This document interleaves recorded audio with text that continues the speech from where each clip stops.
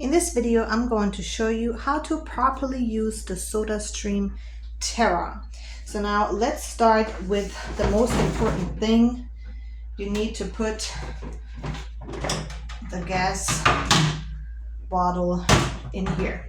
So you have a lid here that you lift up when you just want to take the gas bottle out.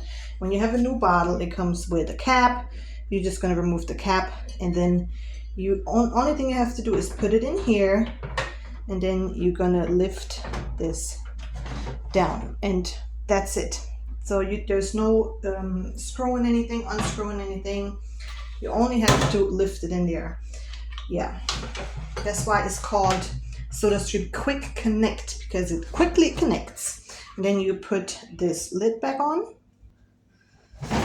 Okay, so and now you are going to take your SodaStream bottle and fill it up with tap water all the way to this line here, which shows 840 milliliters. That's why if you want to use a syrup, you can add it to the second line. So then you take your bottle with tap water and you just put it in here, push it up and backwards, and now it is in there secure. And now you're just gonna push the button. So the button is right on top.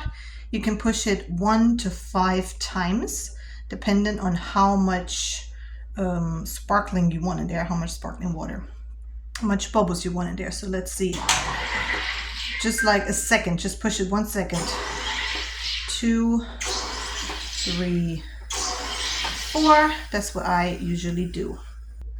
And then you just take your bottle, pull it forward and back out. Now you can see the sparkles in there. You put your cap on, or you can fill it up with syrup. We, for example, have this 7-Up syrup from SodaStream. And yeah, you can just fill it up to the line, or you can only do halfway. Depends on how strong you like the taste. But of course, you can also just drink sparkling water like this, because it's actually delicious. And that's how you properly use the SodaStream Terra.